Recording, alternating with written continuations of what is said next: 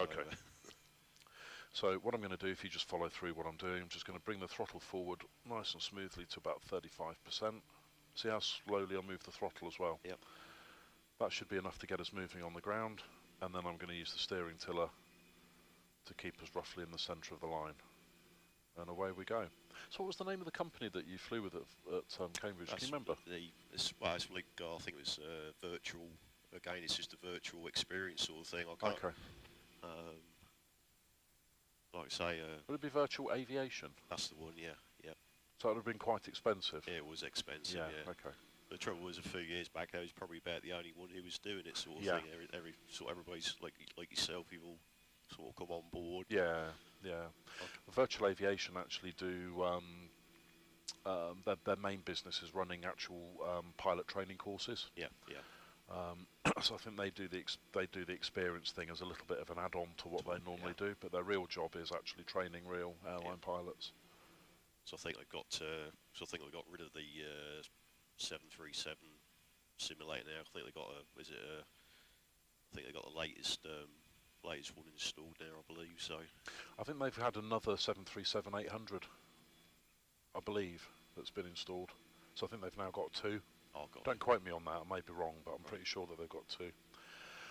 Okay, so as we're taxiing out, we've still got some jobs to do. We need to set up our MCP. This is our mode control panel, Okay. otherwise known as the autopilot. So if we just click back, our first stop altitude, you can see that it's highlighted, is 4,000 feet. Okay. So air traffic control will have basically cleared us not above 4,000 feet. So we want to dial 4,000 in there.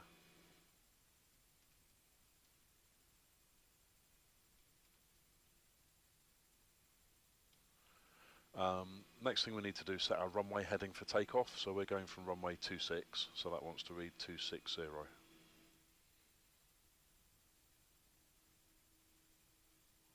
That's it.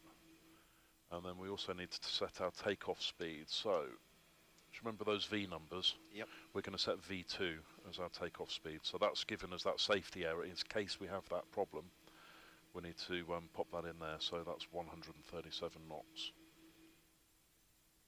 Okay, now we can arm the auto throttle, so push that up and hold it until it turns green. That's it. Okay. Now you can engage our lateral navigation mode and our vertical navigation mode. So that's basically setting the autopilot up, Right. so that once we take off we can get the autopilot going. Okay. We're going to do a little bit on the autopilot, not much, because I want to get you to fly it as much as we can manually. Okay. If that's okay with you, of course. Yeah, yeah, fine. It's your aeroplane actually, so you can do whatever you want to do. Okay. Okay. Right, well that's my fun over. It's all down to you from here. So if you want to pop your hands on the, pop your feet on the rudder pedals. Okay, now these pedals move in two ways. If you push your toes forward, that's your brakes. So yeah. you don't want to do that. No. So what you want to do is move your feet down so that your toes are kind of resting on the bottom of the pedal. Yep. Yep. And the movement you want is literally you're either pushing left or you're pushing right, and you push in the direction that you want to turn. Okay. So if you need to turn a little bit to the right, you're going to push with your right foot. You shouldn't need to turn too much, to be fair. It's just to keep us steady on the runway as we're taking off. Okay. Okay. So if I'll talk you through the takeoff procedure, what you're going to do in a second is you'll put your hands on here. You'll slowly move these throttles forward to 40%. Once we get to 40%, I'm going to call stable. And at that point, we're going to engage the auto throttle. Yep. So you're basically going to push down on that little button there. Yeah, I remember that. And just let go. Yep. These will then move forward on their own. Okay. The aeroplane will start speeding up. So once you've pressed that button, what you need to do is then look at the end of the runway. The aeroplane will start speeding up. You're going to keep us steady on the runway using your feet. As we speed up, I'm going to start calling out speeds. So you're going to hear me say airspeed's alive. That'll be when we get to 45 knots. Then I'll say 80 knots when we get to 80 knots, just to check.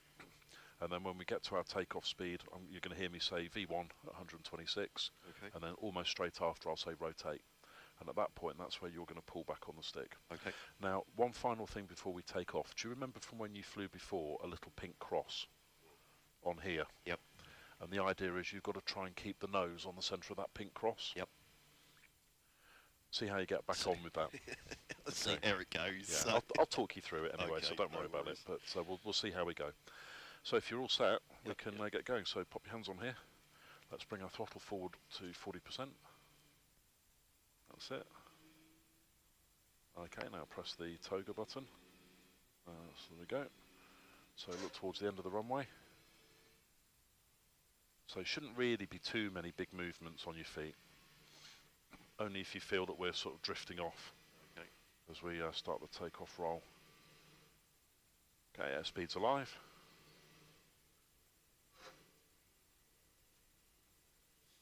.80 knots.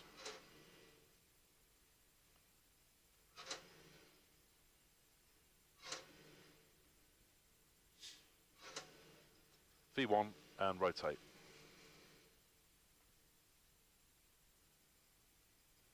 Really nice. Now let your eye come down to here and just see how you get on following that cross.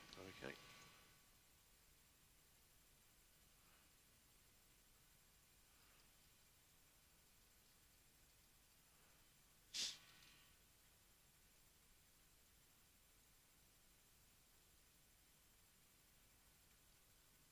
Okay, so we're safely climbing away, so I can bring the landing gear up.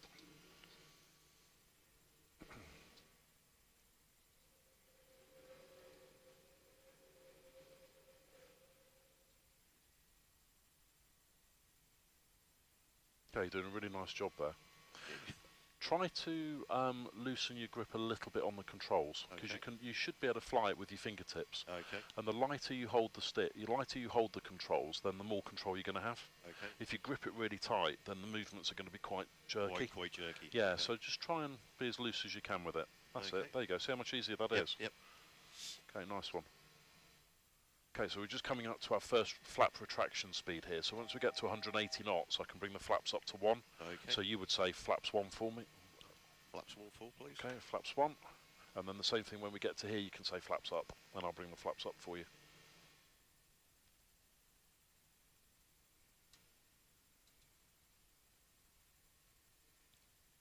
So I can bring the flaps up. Okay, very nice. Okay, now what it might be worth doing just for a few minutes is popping it onto the autopilot, just so you can see how that works. Okay. So now if you let go of the controls and press this button here, there we go. So that's now set the autopilot. So basically all the aircraft's going to do is it's now going to put the nose on the centre of that cross. Okay. And it's following the flight plan that we set earlier, and it's going to quite happily do that. But we've got a little bit of work to do, just when you thought that you know, our work was over, and it most certainly is not. First thing I want us to do is we need to look ahead to this point here called Midhurst. So if you go to legs, let's have a look at what's going on, because by the time we get to Midhurst, we need to be at 250 knots speed at 4,000 feet. Now looking here, we're up just pretty much 250 knots, and we're at 4,000 feet. That's lovely.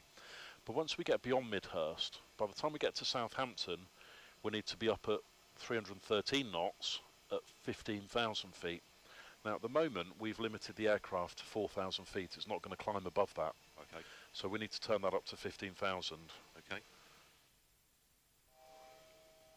So that when we get to that point, the aircraft knows it can climb up. Altitude. Yeah.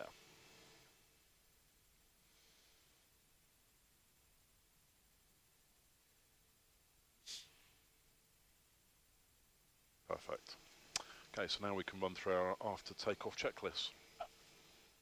So if I read them out to you, and then you'll give the response, but I'll show you what to do. So our bleeds are both on, and they should be on. Yeah. Yep. Our packs should be set to auto. Okay. So I say packs, you'll look up and you'll say auto. Right. Checked. Engine start switches as required, so we don't need our engine start switches on anymore, so they can both come off. Go off. Yeah. Our auto brake also as required, that can come off now. Our landing gear is up, but now we need to turn it off, so we're just going to pull that towards us and roll it down to off. Okay. And that releases the pressure on some of the hydraulic systems. That's Right, the reason okay. why it's off. Okay. Our flaps, they're up, Oh. and we've got no lights. Okay. And we can see our indicators saying up as well. So our lever's saying up, indicators saying up, we've got no lights. That's checked.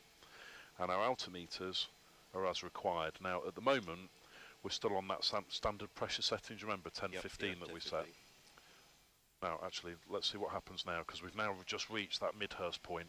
So look what's happening. The aircraft's turning towards Southampton, but it's also climbing us up. The power's gone on. Yep. It's pitching the nose upwards, and we're now in a climb at just over 2,000 feet a minute, and it's going to climb us up to 15,000 feet. Okay. Nice one. Okay, after takeoff checklist complete. Nice one. So we're well on our way. Cool. I love it. Good. And you can see the speed's increasing as well, look. Okay. Now once we get above 6,000 feet, we need to change our altimeter setting away from this 1015 onto what's called a standard pressure setting. Okay. And we'll do that, and then I'll explain to you what that is. So as we come through 6,000 feet, you're basically going to press that button there saying STD, and you'll see that 1015 will disappear and STD will appear. And I need to do the same thing my side. Okay. So what that is the altimeter set by air pressure. Air pressure fluctuates, as you know, all the time. So on a really hot day we've got nice high pressure, on a really cold day we've got low pressure. Air pressure will change depending on the weather, but it also depends on area.